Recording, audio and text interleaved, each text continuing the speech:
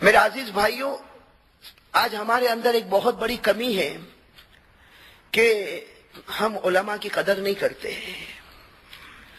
میں آپ کو ایک حقیقت سناؤں، آج اگر کوئی ہمارے سامنے ڈاکٹر آ جائے، کوئی لائر آ جائے، کوئی بیرسٹر آ جائے، کوئی وکیل آ جائے، ہمارے یہاں اس کی ایک عزت ہے، ہمارے سماج میں اس کی بہت ہی زیادہ نیک نامی ہے، لیکن نہ جانے علماء کو کن نگاہوں سے دیکھا جاتا ہے، جبکہ ہمارے آقا تاجدار مدینہ محمد رسول اللہ صلی اللہ علیہ وسلم نے فرمایا کہ جس کے سینے میں قرآن ہوتا ہے وہ میرا دوست ہوتا ہے۔ ہمارے نبی نے فرمایا جس کے سینے میں قرآن ہوتا ہے وہ میرا دوست ہوتا ہے، اور ہمارے نبی نے فرمایا حدیث قدسی، اللہ تبارک و تعالیٰ فرماتے ہیں کہ میرے دوست کو نہ چھیڑنا ورنہ میں تمہارے ساتھ اعلان جنگ کروں گا، میں تمہارے ساتھ جنگ کروں گا۔ میرا عزیز دوستو، ان علماء کی قدر کو ہم نے ایسے گھٹایا، کبھی ہم نے یہ نہیں سوچا کہ آخر ہم ہمارے نبی سے پوچھے صلی اللہ علیہ وسلم کہ دنیا میں سب سے اچھا انسان کون ہے۔ میرے بھائیو، اگر میں کسی بڑے عہدے والے کو کہوں کہ یہ بہت اچھا ہے، ہمارے ساؤتھ افریقہ میں یہ سب سے اچھا انسان ہے، اگر میں کسی کے بارے میں کہوں تو شاید میری بات غلط ہوگی، اگر آپ کسی کے بارے میں کہیں تو آپ کی بات بھی غلط ہوگی، لیکن صحیح بات تو ہمارے آقا تاجدار مدینہ محمد مجتبی احمد مصطفیٰ رحمت للعالمین سرکار دو عالم صلی اللہ علیہ وسلم کی بات ہوگی۔ ارے بھائی، ہوگی کہ نہیں ہوگی؟ تو کبھی ہم نے ہمارے نبی سے پوچھا کہ ہماری اس کمیونٹی میں سب سے اچھا انسان کون؟ بھائی سب سے اچھا انسان کون؟ ہمارے اس سماج میں، ہماری سوسائٹی میں سب سے اچھا انسان کون؟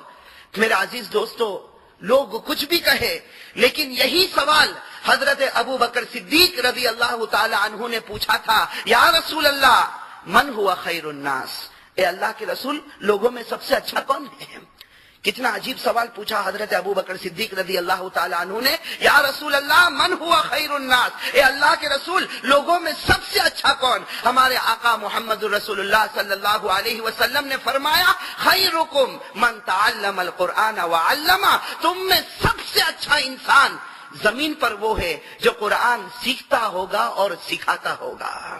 بھائی جو قرآن سیکھتا ہوگا اور سکھاتا ہوگا۔ اسی لیے حکیم الاسلام قاری طیب صاحب رحمت اللہ علیہ نے لکھا کہ اگر کسی کے سینے میں قرآن آ گیا اور اس کے بعد شیطان کا دھوکہ آیا، نفس کا دھوکہ آیا، وہ غلط لائن پر چلا گیا، قاری طیب صاحب حکیم الاسلام رحمت اللہ علیہ فرماتے ہیں کہ امید ہے کہ سینے میں جو قرآن ہے موت سے پہلے اس کو ہدایت نصیب کر دے گا۔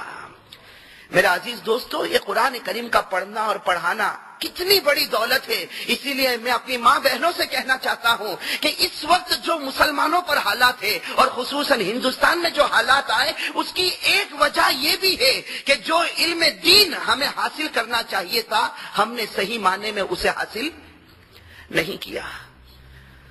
میرا عزیز دوستو، قرآن کریم کا پڑھنا اور پڑھانا اللہ ہم سب کو نصیب فرمائے، بلکہ اپنی ماں بہنوں سے کہتا ہوں کہ نیت کرو کہ ہمارے بچے قرآن کریم کے حافظ بن جائے، اللہ ہمارے بچوں کو حافظ کامل بنائے، عالم با عمل بنائے، متقی اور پرہیزگار بنائے۔ ایک مرتبہ حضرت ابو ہریرہ رضی اللہ تعالی عنہ نے ایک عجب سوال پوچھا ہمارے آقا محمد رسول اللہ صلی اللہ علیہ وسلم سے۔ بھائی کس نے سوال پوچھا؟ حضرت ابو ہریرہ۔ بھائی میری ایک عادت ہے، میں پوچھتا رہتا ہوں، لیکن علماء سے نہیں پوچھتا، میں ہمارے جوان بھائیوں سے پوچھتا ہوں، اس لیے کہ مجھے ابھی ہمارے جوان بھائیوں کی طرف لوٹ کر آنا ہے۔ تو ایک مرتبہ حضرت ابو ہریرہ رضی اللہ تعالی عنہ نے سوال پوچھا جناب نبی کریم صلی اللہ علیہ وسلم سے کہ اللہ کے رسول، اگر میں پہلے دنیا سے چلا گیا تب تو ٹھیک ہے، لیکن اگر آپ دنیا سے پہلے چلے گئے تو آپ کے جانے کے بعد یہ ابو ہریرہ کیا کام کرے گا؟ میرے بھائیوں، کیسا پیارا سوال۔ حضرت ابو ہریرہ رضی اللہ تعالی عنہ نے پوچھا کہ یا رسول اللہ، اگر میں دنیا سے پہلے چلا گیا تب تو ٹھیک ہے، اس لیے کہ آپ کی خدمت کرتا ہوں اور مرتے دم تک آپ کی خدمت کرتا رہوں گا۔ اس لیے کہ روایت میں لکھا ہے کہ حضرت ابو ہریرہ رضی اللہ تعالی عنہ نے 4 سال جناب نبی کریم صلی اللہ علیہ وسلم کی خدمت کی۔ کتنے سال؟ 4 سال اللہ کے رسول صلی اللہ علیہ وسلم کی خدمت کی۔ اور میرے بھائیوں، جتنے بھی صحابہ ہیں، تمام صحابہ میں سب سے زیادہ حدیثوں کو بیان کرنے والے حضرت ابو ہریرہ تمام صحابہ میں سب سے زیادہ حدیث کو بیان کرنے والے ابو ہریرہ، اس لیے کہ کسی صحابی نے 1000 حدیث بیان کی ہوگی، کسی نے 2000 بیان کی ہوگی، کسی نے 2500 بیان کی ہوگی، لیکن ابو ہریرہ وہ زمین پر اکیلے تھے جن کے سینے میں 5000 سے زیادہ حدیثیں موجود تھی، 5000 سے زیادہ حدیثیں موجود، اور 4 سال تک اللہ کے رسول کی خدمت کی۔ لیکن ایک دن پوچھا کہ اللہ کے رسول، اگر میرا پہلے انتقال ہو گیا تب تو آپ کی خدمت میں میری موت آئے گی، لیکن اگر آپ پہلے دنیا سے چلے گئے تو آپ کے جانے کے بعد ابو ہریرہ کیا کام کرے گا؟ آپ کے جانے کے بعد ابو ہریرہ کیا کام کرے گا؟ میرے بھائیو، ہمارے نبی صلی اللہ علیہ وسلم نے جو جواب دیا آج بھی حدیث کی کتابوں میں موجود ہے۔ ہمارے نبی نے کیا جواب دیا؟ یا ابا ہریرہ تعلم القرآن وعلمہ الناس ولا تزال كذلك حتى يأتيك الموت فإن أتاك الموت وأنت كذلك حجت الملائكة على قبرك كما يحج المؤمنون إلى بيت الله الحرام۔ بھائی یاد رہے گا جواب انشاءاللہ؟ عربی میں یاد نہ ہو تو کوئی بات نہیں، لیکن انشاءاللہ عمل تو کریں گے نا۔ کس نے سوال پوچھا؟ آپ ٹھنڈا ٹھنڈا جواب کیوں دیتے ہو؟ مسجد میں تو شاید اتنی ٹھنڈی نہیں ہے۔ بھائی کس نے سوال پوچھا؟ آج ہماری ایک بہت بڑی غلطی ہے، جہاں مسلمان کو بولنا چاہیے تھا وہاں نہیں بولا، اور جہاں نہیں بولنا چاہیے تھا وہاں خوب بولا۔ جو کرنا چاہیے تھا وہ نہیں کیا، اور جو نہیں کرنا چاہیے تھا وہ کھلم کھلا کیا۔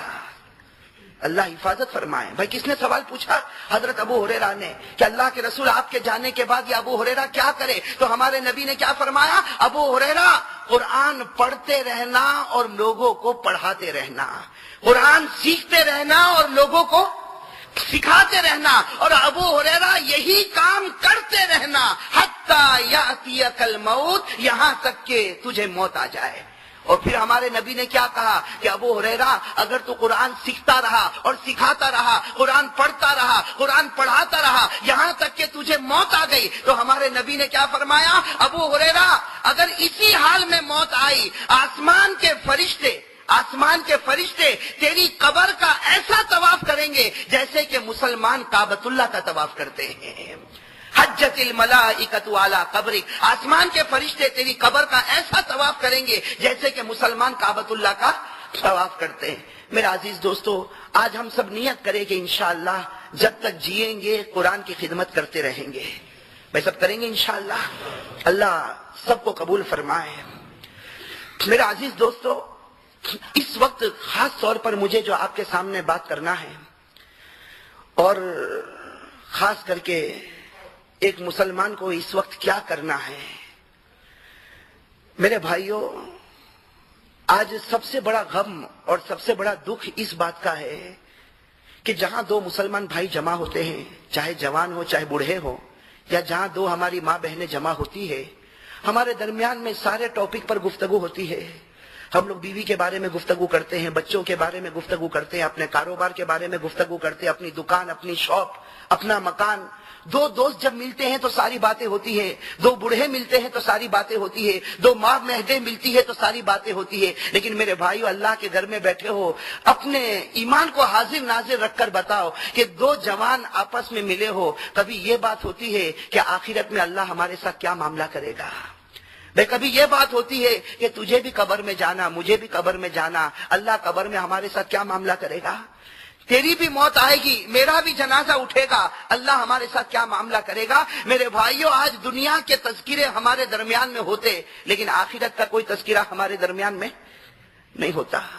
میرے عزیز دوستو، میں اسی سے اپنی بات کو شروع کرنا چاہتا ہوں کہ اللہ کرے کہ ہمارے دل میں اللہ کا خوف پیدا ہو جائے، جناب نبی کریم صلی اللہ علیہ وسلم کی محبت پیدا ہو جائے۔ میرے بھائیوں، یہ دو دولت اگر کسی کو مل گئی، ایک اللہ کا خوف دل میں آ گیا اور جناب نبی کریم صلی اللہ علیہ وسلم کی محبت دل میں آ گئی، میرے بھائیوں، ایسے مومن کا ایمان پکا ہو جاتا ہے، ایسے مومن کا ایمان پکا ہو جاتا۔ ایک بات آپ کو بتاؤں، ایک صحابی جن کا نام آپ نے سنا ہوگا، حضرت ابو ذر غفاری رضی اللہ تعالیٰ عنہ، ان کے بارے میں لکھا ہے کہ مغرب کی نماز کا وقت تھا، اللہ کے رسول صلی اللہ علیہ وسلم نے مسجد نبوی میں مغرب کی نماز پڑھائی۔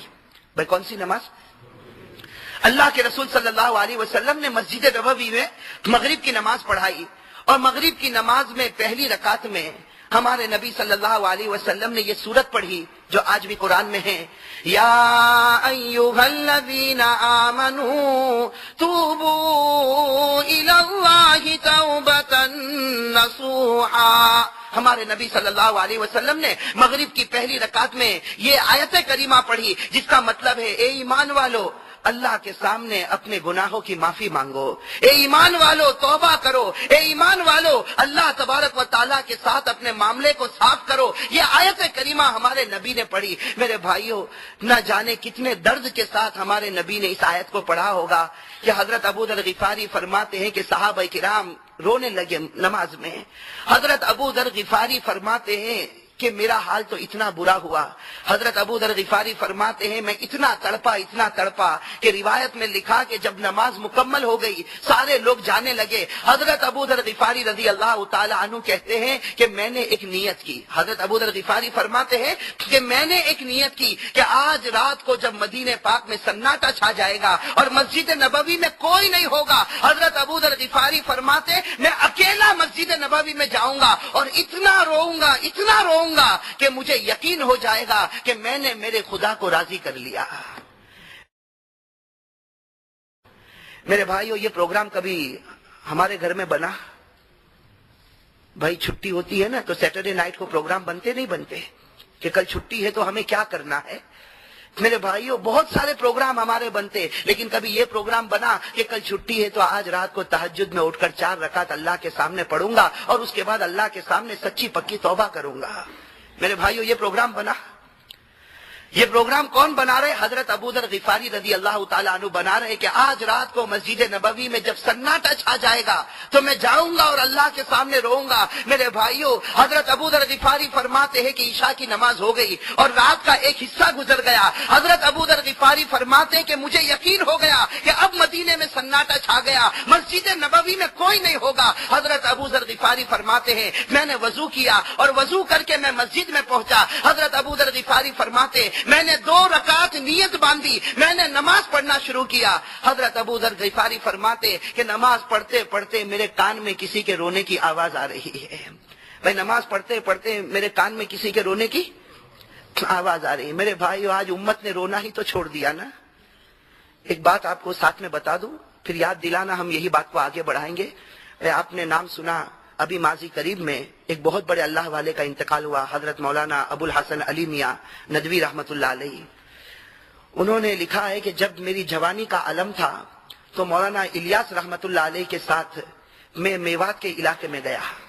مولانا علی میاں صاحب ندوی رحمت اللہ علیہ نے لکھا ہے کہ جب میری جوانی کا عالم تھا تو میں مولانا الیاس رحمت اللہ علیہ کے ساتھ میوات گیا۔ کہتے ہیں کہ صبح سے لے کر دوپہر، دوپہر سے شام، شام سے رات اور رات سے لے کر بہت دیر تک ہم دعوت و تبلیغ کے کام میں لگے رہے، ہم لوگوں کو دین کی طرف بلاتے رہے۔ میرے بھائیوں، ایک لگن لگی ہوئی تھی، اللہ وہ لگن ہم سب کو نصیب فرمائے۔ مولانا علی میاں صاحب فرماتے میں جوان اور مولانا الیاس رحمت اللہ علیہ پیرانہ سالی میں، بڑھاپے میں تھے۔ کہتے 24 گھنٹہ ایسا لگتا تھا کہ دعوتوں کا تبلیغ کے کام میں لگے۔ کہتے بڑے تھکے ہوئے ہم ایک چھوٹی سی مسجد میں پہنچے۔ اب میوات کا علاقہ، دیہات کا علاقہ۔ مولانا علی میاں صاحب رحمت اللہ علیہ کہتے میں تو جوان تھا، مولانا الیاس رحمت اللہ علیہ بوڑھے تھے۔ ہم دونوں رات کے وقت میں ایک مسجد میں پہنچے، ایک چھوٹی سی میوات میں مسجد تھی، ہم وہاں پر پہنچے۔ مولانا علی میاں صاحب فرماتے ہیں کہ جب ہم مسجد میں پہنچے تو معلوم ہوا کہ 2 جماعتیں آئی ہوئی ہے مسجد میں۔ کتنی جماعتیں؟ ہاں۔ اب مولانا علی میاں صاحب کہتے ہیں میں جوان تھا اور اتنے ہم تھکے ہوئے تھے کہ اب نیند کا غلبہ تھا۔ تو مولانا علی میاں صاحب رحمت اللہ علیہ کہتے ہیں کہ میں نے مولانا الیاس صاحب سے کہا کہ ہم یہ مسجد میں نہیں سوئیں گے، ہم کسی اور مسجد میں چلے جاتے۔ مولانا الیاس رحمت اللہ علیہ نے پوچھا کہ کیوں، اس مسجد میں کیوں نہیں سوئیں گے؟ تو مولانا علی میاں صاحب کہتے ہیں میں جوان تھا، میں نے کہہ دیا کہ 2 جماعت آئی ہے اور یہ جماعت والے ابھی آدھی رات ہوگی اور ایسا روئیں گے کہ ہم کو سونے نہیں دیں گے۔ اس وقت ایسا ہوتا تھا کہ جماعت والوں کے بارے میں مشہور تھا کہ یہ رات کو کسی جگہ پہنچ جاتے تو اس پوری آبادی کا فیصلہ کر لیتے تھے۔ تو مولانا الیاس رحمت اللہ علیہ نے کہا کہ ہاں ٹھیک ہے، یہ لوگ ابھی اٹھ جائیں گے آدھی رات کو اور اتنا روئیں گے کہ ہم کو سونے نہیں دیں گے، تم بھی تھکے ہوئے، میں بھی تھکا ہوا، چلو ہم کسی دوسری مسجد میں چلے جاتے۔ اب کہتے ہم نے ہمارا بستر اٹھایا۔ میں مولانا علی میاں صاحب رحمت اللہ علیہ کہتے کہ میں نے میرا بستر اٹھایا اور حضرت کا بستر بھی اٹھایا اور ہم دوسری مسجد میں چلے گئے۔ بھائی کہاں پہنچ گئے؟ دوسری مسجد میں پہنچے. میرے بھائیوں دیکھنا، مولانا الیاس رحمت اللہ علیہ اور مولانا علی میاں صاحب رحمت اللہ علیہ کہتے ہیں کہ ہم دوسری مسجد میں پہنچے. اب دوسری مسجد میں پہنچے تو معلوم کیا کہ یہاں کوئی جماعت ہے، تو معلوم ہوا کہ نہیں یہاں کوئی جماعت نہیں ہے. اب مولانا علی میاں صاحب کہتے ہیں میں تو جوان اور میرے شیخ مولانا الیاس رحمت اللہ علیہ بوڑھے، میں نے بستر بچھایا، ان کا بھی بستر بچھایا، میرا بھی بستر بچھایا اور کہتے میں سو گیا. مولانا علی میاں صاحب رحمت اللہ علیہ نے لکھا کہ میں سو گیا، ابھی تھوڑی دیر گزری تھی کہ میرے کان میں رونے کی آواز آئی، میرے کان میں رونے کی آواز آئی. مولانا علی میاں صاحب کہتے ہیں میں سوچنے لگا کہ وہ رونے کی آواز سے بچنے کے لیے تو ہم نے ایک مسجد کو چھوڑ کر دوسری مسجد کو اختیار کیا، اب یہاں کیسے رونے کی آواز؟ کہتے رونے کی آواز آئی، میں اٹھا تو دیکھا کہ ایک کونے میں مولانا الیاس رحمت اللہ علیہ رو رہے ہیں. ایک کونے میں دیکھا کہ مولانا الیاس رحمت اللہ علیہ رو رہے ہیں. میرے بھائیو مولانا علی میاں صاحب نے کتنا بہترین جملہ لکھا، کہا کہ میری کتنی بڑی غلطی ہو گئی. مولانا علی میاں صاحب رحمت اللہ علیہ لکھتے میری کتنی بڑی غلطی ہو گئی کہ ارے ڈبوں سے میں ڈرا تھا، حالانکہ انجن تو میرے پاس تھا. بھائی وہ جو ڈبے رونے والے تھے ان سے میں ڈرا، لیکن جو انجن چلنے والا تھا وہ تو میرے ساتھ میں تھا. میرے عزیز دوستو، یہ امت کے وہ اکابرین ہیں جنہوں نے رو رو کر اللہ کے سامنے فیصلے کروائے ہیں. میرے عزیز بھائیو، آج ہندوستان کا جو حال ہے، میں آپ کو صحیح کہتا ہوں چونکہ میں وہیں سے آیا ہوں اور ہمارے قاری صاحب دامت برکاتہم بھی پہنچے تھے. وہاں پر جو حالات ہے میں آپ کو صحیح بتاؤں کہ دعا کرنے میں اور قنوت نازلہ پڑھنے میں شاید کسی امام نے کمی نہیں چھوڑی. ہر مسجد میں فجر کی نماز میں قنوت نازلہ، مغرب کی نماز میں قنوت نازلہ، عشاء کی نماز میں قنوت نازلہ. کسی نے کہا سورہ یاسین کا ختم کیا جائے تو سورہ یاسین کا ختم ہوا، کسی نے کہا سورہ نوح کا ختم ہو تو سورہ نوح کا ختم ہوا. کہیں پر ہوا کہ 1000 مرتبہ آیت کریمہ پڑھی جائے، کہیں پر کہا گیا 1,00,000 مرتبہ آیت کریمہ پڑھی جائے، یعنی لا الہ الا انت سبحانک انی کنت من الظالمین. اور کہیں پر ختم خواجگان ہوا. میرے بھائیوں، ہندوستان کے مسلمانوں نے یہ دعاؤں کے کرنے میں کوئی کمی نہیں چھوڑی. لیکن اللہ کی مدد کے سب انتظار کر رہے ہیں. بے کر رہے کہ نہیں کر رہے؟ سبھی اللہ کی مدد کا انتظار کر رہے ہیں. بلکہ میرے بھائیوں، ہمارے ہندوستان میں اللہ سب کے ایمان کو بچائے. کچھ لوگوں کی زبان سے یہ بات بھی نکل گئی کہ اتنا سب کچھ ہوا، کیا اللہ کو نظر نہیں آتا؟ میرا عزیز دوستو، اس جملے نے انہیں کفر کی دلدل میں پہنچا دیا. میں آپ سے ایک بات پوچھوں کہ میرے بھائیو، یہ آپ کو جو ٹیوب لائٹ نظر آتی ہے ہماری مسجد میں، بھائی نظر آ رہی؟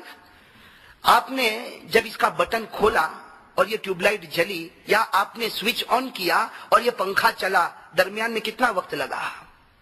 بھائی 1 سیکنڈ بھی نہیں، 1 سیکنڈ بھی نہیں. یہاں آپ نے سوئچ کو آن کیا اور بٹن آن کیا کہ پنکھے نے چلنا شروع کر دیا، لائٹ نے جلنا شروع کر دیا، درمیان میں کوئی سیکنڈ نہیں لگی.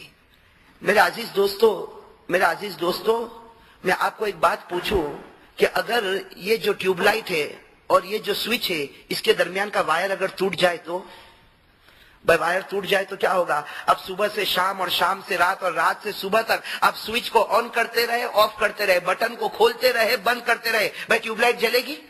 پنکھا چلے گا؟ نہیں. کیا ہوگا؟ حالانکہ وہی سوئچ پہلے آن کرتا تھا تو آن کرتا تھا اور پنکھا چلتا تھا، آن کرتا تھا اور ٹیوب لائٹ جلتی تھی. آج 24 گھنٹے سے سوئچ کو آن کرتا، آف کرتا، بلکہ غصے میں آ کر اس کو مارتا، لیکن ٹیوب لائٹ جلے گی اور پنکھا چلے گا؟ نہیں. کیوں میرے بھائیوں؟ اس لیے کہ درمیان کا وائر ٹوٹ چکا. میرے بھائیوں، ہمارے اکابرین کا حال یہی تھا، ہمارے بزرگوں کا حال یہی تھا. یہاں ہاتھ اٹھاتے تھے اور آسمانوں پر فیصلہ ہوا کرتا تھا.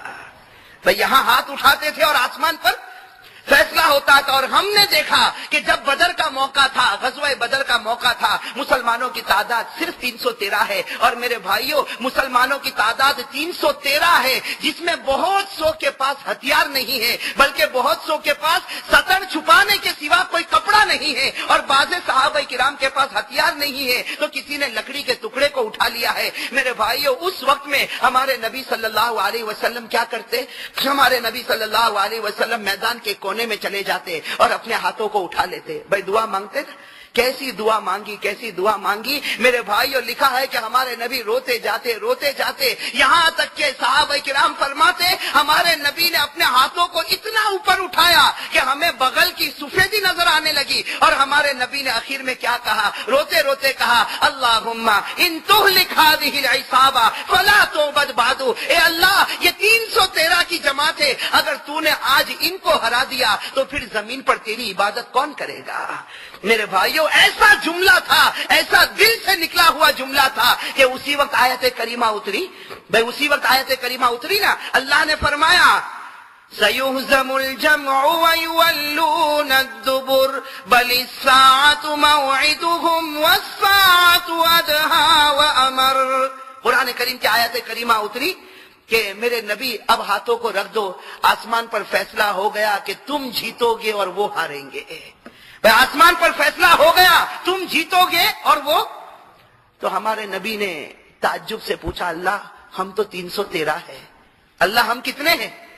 313۔ تو فوراً آیت کریمہ اترتی کم من فئۃ قلیلہ غلبت فئۃ کثیرۃ بإذن اللہ، جس کا آسان ترجمہ میں آپ کو بتاؤں کہ اللہ تعالیٰ نے کہا کہ میرے نبی آپ 313 ہے تو اس میں ڈرنے کی کیا ضرورت ہے، اس لیے کہ سامنے والے جتنے بھی ہوں گے ان کا پیدا کرنے والا تو تمہارے ساتھ میں ہے۔ سامنے ہزاروں کروڑوں ہوں گے لیکن ان سب کا پیدا کرنے والا تمہارے ساتھ میں ہے۔ تو میرے عزیز دوستو، ہمارے اکابرین ہاتھ اٹھایا کرتے تھے اور اس پر فیصلے ہو جاتے تھے، لیکن جیسے میں نے آپ کو بتایا نا کہ اگر یہ ٹیوب لائٹ اور سوئچ کے درمیان کا وائر ٹوٹا ہو تو ٹیوب لائٹ جلے گی؟ میرے بھائیو افسوس کے ساتھ کہنا پڑتا کہ آج ہمارا اور خدا کا وائر ٹوٹ چکا ہے۔ بھئی ہم سے جو وائر چلا اللہ تک پہنچا، نبی کے قلب سے جو وائر چلا اور ہمارے پاس آیا، وہ وائر کو ہم نے ایسا توڑا کہ میرے بھائیو سوئچ آن کرتے جائے، آف کرتے جائے، قنوت نازلہ پڑھتے جائے، سورہ یاسین پڑھتے جائے، سورہ نوح پڑھتے جائے کہ آیت کریمہ پڑھتے جائے، لیکن جب تک وہ وائر جھڑے گا نہیں وہاں تک خدا کی قسم اللہ کی مدد نہیں آئے گی۔ اس لیے کہ اللہ نے خود فرمایا یا ایھا الذین آمنوا ان تنصروا اللہ ینصرکم ویثبت اقدامکم۔ اللہ تعالیٰ فرماتے ایمان والو جب تم دین کی خدمت کرو گے، تم دین کی مدد کرو گے تو اللہ تمہاری مدد کرے گا۔ میرے عزیز دوستو آج وائر کو ہم نے توڑا کہ نہیں توڑا؟ ارے بھائی درمیان کا وائر ٹوٹا کہ نہیں ٹوٹا؟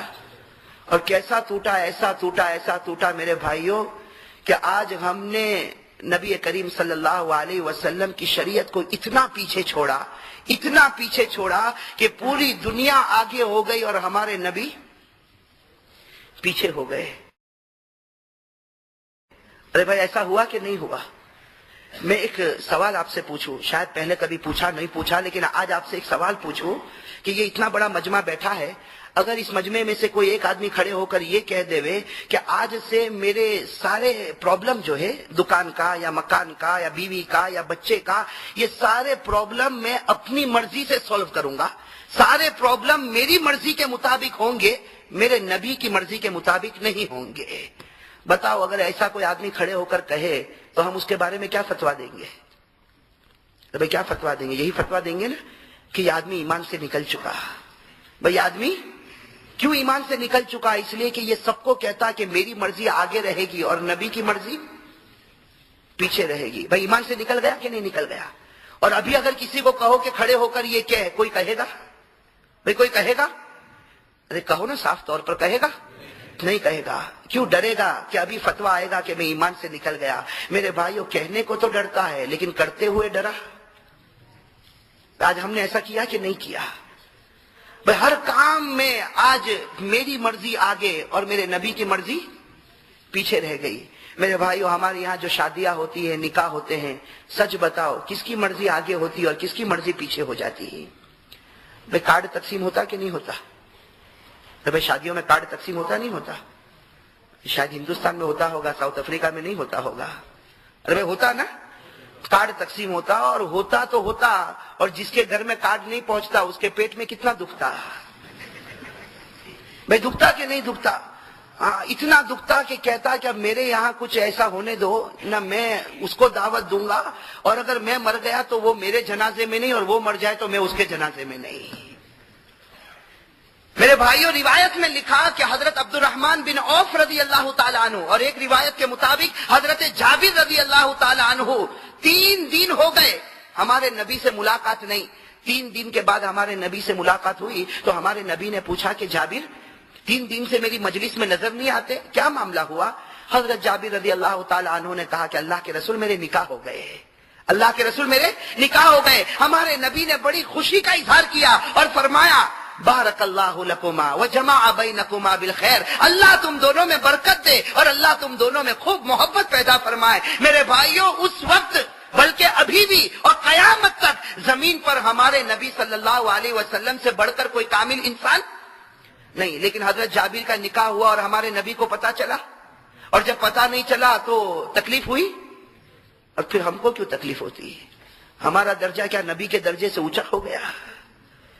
ارے میرے بھائیو، آج ہمارے نکاح کے اندر اور ہماری شادیوں کے اندر اتنے خرافات ہوتے، 5 وقت نماز پڑھنے والا، زکات دینے والا، اللہ کے راستے میں نکلنے والا، بلکہ ہر سال عمرہ کرنے والا، کوئی رمضان خالی نہیں جاتا کہ وہ عمرے میں نہ جاتا ہو، لیکن اس کے گھر میں جب شادی ہوتی ہے تو تصویریں اور فوٹو نکالا جاتا نہیں نکالا جاتا؟ ارے بھائی، ہوتا کہ نہیں ہوتا؟ اور جب پوچھو کہ بھائی تو اتنا پابند آدمی ہے، تیرے یہاں پر ایسا کیوں ہوا؟ تو کہتا مولانا اصل میں میرا معاملہ نہیں، وہ میری ہوم منسٹر کا پرابلم ہے نا۔ تو میرے بھائیو، بیوی کی مرضی آگے ہو گئی اور تیرے نبی کی مرضی میں پیچھے ہو گئی نا۔ اور کچھ لوگ تو کیا کہتے ہیں کہ مولانا میرا بھی کوئی معاملہ نہیں، میں تو 5 وقت نماز پڑھنے والا، مجھے یہ فوٹو ووٹو میں کوئی انٹرسٹ نہیں، اور میری بیوی بھی 5 وقت کی نماز پڑھتی ہے، لیکن ہے کیا کہ وہ بچے بڑے ہو گئے ہیں تو سمجھتے نہیں ہیں۔ میں کون بیچ میں آ گئے؟ اور کچھ لوگ کیا کہتے ہیں کہ مولانا سب ہم کو معلوم ہے کہ کیسے سنت کے مطابق نکاح کرنا، لیکن سماج اور سوسائٹی میں رہنا ہے تو کچھ تو کرنا پڑے گا نا۔ یعنی سماج سوسائٹی میں تیری عزت آگے ہو گئی اور نبی کی عزت۔ ہمارے ہندوستان میں ایک بہت ہی اچھے سنت کے پابند انسان، اب ان کے گھر میں ٹی وی آ گیا تو میں نے پوچھا کہ بھائی تیرے گھر میں ٹی وی کیوں آیا؟ تو 5 وقت کا نمازی، قرآن پڑھنے والا، روزہ رکھنے والا، تیری بیوی بھی پردہ کرنے والی، پھر یہ تیرے گھر میں ٹی وی کیوں آیا؟ میرے بھائیو دیکھو امت کیسے ایکسکیوز اور کیسے بہانے پیش کرتی۔ پوچھا تیرے گھر میں ٹی وی کیوں آیا؟ تو کیا جواب دیا؟ میں اس لیے یہ کھول کر کہتا ہوں کہ بہت سے پیشنٹ یہاں بھی ایسے بیٹھے ہوں گے۔ کہا تیرے گھر میں ٹی وی کیوں آیا؟ کہتا مولانا اصل میں ٹی وی کا ہم لوگوں کو شوق نہیں، لیکن ہمارے بچے دوسروں کے گھر میں جا کے ٹی وی دیکھتے ہیں تو سوچا کہ اپنے گھر میں ٹی وی لے کر آ جاؤ۔ بھائی بچے کہاں جا کر دیکھتے ہیں ٹی وی؟ تو اگر تیری بیوی دوسرے کے گھر میں جاوے تو اس کو بھی اپنے گھر میں لے کر آئے گا؟